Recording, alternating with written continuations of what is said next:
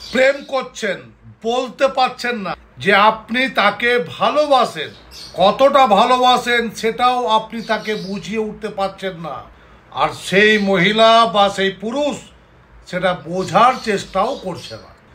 ঠিক এই অবস্থায় আপনি কি করবেন? আপনি বলতেও পারবেন না, আপনি তাকে বোঝাতেও পারবেন না, তো সে কি করে বুঝবে? আগে মনে রাখবেন, মেয়েদের বুক ফেটে যায় কিন্তু মুখ ফোটে না। তাই আপনাকে এগিয়ে যেতে হবে।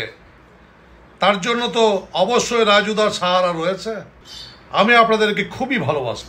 আমার এতজন সাবস্ক্রাইবার, আমার ঘরে এতজন ফ্যামিলি মেম্বার, সকলকে আমি ভালোবাসি। সকলের জন্যই আমি বারংবার ভিডিও নিয়ে আসি। আমার বিভিন্ন কাজকর্মের মধ্য দিয়েও আমি আপনাদের সামনে আসি। তো বন্ধুরা, আজকে যে টিপসটি নিয়ে আলোচনা করব, সেটা যারা বলতে পারছে না বা বলেও দিয়েছে যে আমি তোমাকে ভালোবাসি, তা সত্ত্বেও সে টিকছে না, এই জায়গায় যাকে আপনি বলতে পারেননি তার মধ্যে ফিলিংস জাগানো, তার মধ্যে ভালোবাসার ফিলিংসটা জাগানো আপনার প্রতি, এটা হবে। এবং যদি সে চলে যেতেও চাইছে আপনার কাছ থেকে, ঝুট ঝামেলা হচ্ছে, অশান্তি হচ্ছে, ঝগড়া হচ্ছে বা চলে গেছে, সেও ফিরে আসবে আপনার কাছে। এই একটা টোটকা ভালোবাসার অনেক কাজ না বন্ধু। এগুলো টোটকা বললে ভুল বলা হবে, এগুলো কিন্তু টোটালটাই তন্ত্রোক্ত শ্মশান ক্রিয়া। আপনি অনেক জ্যোতিষীর কাছে যেতে পারেন, প্রেম সম্পর্ক কেটে গেলে আপনি জ্যোতিষীর কাছে গেলে কোনো লাভ হবে না। জ্যোতিষী তো আপনাকে রেমেডি অনুপাতে আপনাকে স্টোন পরাবে, হয় পোকরাজ পরাবে, নয়তো শুক্র খারাপ আছে বলে আপনাকে পরাবে কোনো জারকন বা সাদা ওপাল। কিন্তু এর দ্বারা আপনার সেই প্রেমিক প্রেমিকার মধ্যে কি ফিলিংস সৃষ্টি হবে? কখনো না। তাই জ্যোতিষ, তন্ত্র, বাস্তু তিনটে সাবজেক্টকে মিলিয়ে মিশিয়ে একটা সাবজেক্ট। যিনি তিনটে সাবজেক্টকে অধ্যয়ন করতে পেরেছেন, জ্যোতিষ দিয়ে বিচার করেন, তন্ত্র দিয়ে কাজ করেন, সঙ্গে বাস্তুটাকে দেখেন, তিনিই একমাত্র আপনার সমস্ত সমস্যার সমাধান করতে পারবেন। তো বন্ধুরা, আজকে যে ফিলিংসের কথাটা বলছি, আপনি ভালোবাসেন, বলতে পারছেন না, অনেক ছেলে মেয়েরা আছে। তবে আগে বলবো, কচিকাচারা করতে যাবে না এসব ক্রিয়া, কারণ তোমাদের ইফেক্ট কিন্তু তোমাদের বাড়ির উপর পড়ে যাবে, বাবা মায়ের উপর পড়ে যাবে, এমনকি বাবা মা জানতেও পেরে যেতে পারে। যারা প্রাপ্তবয়স্ক তারাই এই ক্রিয়াটি করবেন। আমার 1000 বার ধরে বলা রইল, হাত জোড় করে বলছি, এই অনুষ্ঠানটি আপনাকে করতে হবে একটা শূন্য নিস্তব্ধ একটা প্লেসে, যাতে কেউ আপনাকে ডিস্টার্ব না করে। তো বন্ধুরা, আগে বলি একবার, যে ভিডিওটা শুরু করার আগে বলে ফেলি যে আমি কোথায়, কবে, কখন থাকছি। কেন অন্য মানুষ যাদের প্রয়োজন আমাকে রয়েছে, যারা আমার কাছে এসে কনসাল্ট করতে চাইছেন, হ্যাঁ, আপনাদের জন্য কনসালটেশন ফিজ আবার 25% ডিসকাউন্ট রাখা আছে। আসুন, আমি আগামী 20-3-2025 তারিখে থাকবো আরামবাগ চেম্বারে, ওই বাসুদেবপুর মোড় ঠিক কাছাকাছি। এবং আগামী 21-3-2025 আমাকে পেয়ে যাচ্ছেন বেহালা চেম্বারে।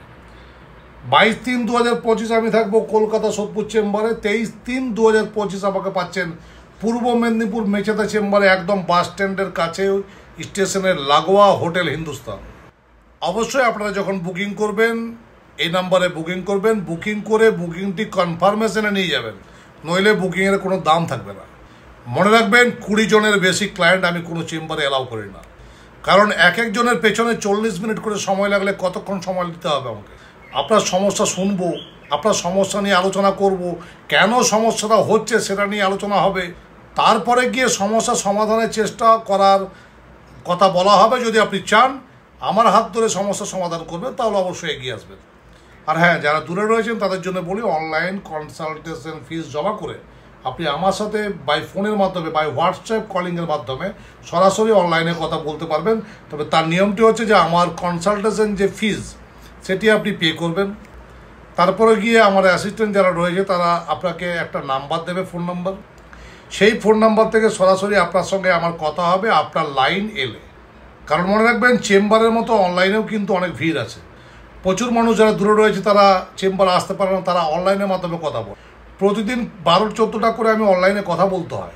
এছাড়া চেম্বার, তারাপীঠে কাজ, আপনাদের বিভিন্ন রকম সমস্যা, কারোর বউ পালিয়ে গেছে, কারোর মামলা মোকদ্দমা, কারোর ছেলে কথা শুনছে না, কারোর বাচ্চা পড়াশোনা করছে না, স্বামী স্ত্রীর মধ্যে দ্বন্দ্ব, শাশুড়ি কথা শুনছে না, বা আপনার জমি জমা সংক্রান্ত বিষয়, আপনি বাড়ি তৈরি করতে পারছেন না, আপনার দেওর টেওর যারা রয়েছে তারা আপনার সঙ্গে ঝামেলা করছে, আপনার শত্রু বেড়ে উঠেছে, আপনার ঋণ হয়ে গেছে, ঋণের দায়ে আপনি চুল বিক্রি করার মতো উপক্রম, আপনার দেওয়ালে পিঠ থেকে গেছে, তো বলবো দেরি না করে সমস্যা সমাধানের রাস্তাটি খুঁজে ফেলুন।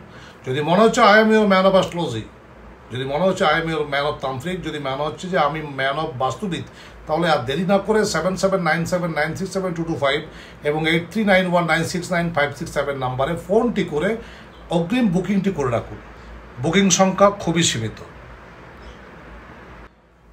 চলুন এইবার আপনাকে কি করতে হবে সেটা নিয়ে আলোচনা করি। আপনি যাকে ভালোবাসেন বা যে প্রেমিক প্রেমিকা স্বামী স্ত্রী যার জন্য আপনি করছেন, তার একটা পাসপোর্ট সাইজ ফটো বের করে নেবেন। ফটোটি বের করে আপনি পূর্ব দিকে মুখ করে বাড়িতে শুনশান একটা নিস্তব্ধ জায়গায়, কেউ আপনাকে ডিস্টার্ব করবে না, কপাট লাগিয়ে দেবেন, আপনি বসে পড়বেন। হাতে থাকবে আপনার একটা জবা ফুল, জবা ফুল যেটা আমরা মা কালীর পায়ে দিই, এবং সঙ্গে নেবেন একটু আলতা, একটু সিঁদুর, দুটি ফুল সমেত লবঙ্গ। এইবার জবা ফুলটিকে নিজের বাম হাতে ধরে আসনে বসে পূর্ব দিকে মুখ করে তার ফটোটি সামনে রেখে আপনি এই মন্ত্রটি পড়বেন। জবা ফুল মা কালীর জবা ফুল, কে বলে তুমি নির্গুণ, তোমার গুণে সব কিছু হয়। আগে বলি, আমি লিখে দিতে পারবো না, আপনারা মনে রাখবেন, লিখে দিলে অনেকে অনেক কিছু খারাপ জায়গা দিয়ে এটা প্রয়োগ করবে, তাই আপনারা যারা করতে চাইছেন তারা অবশ্যই মন দিয়ে মন্ত্রটি শুনবেন এবং লিখে নেবেন। জবা ফুল মা কালীর জবা ফুল, কে বলে তুমি নির্গুণ, তোমার গুণে সব কিছু হয়।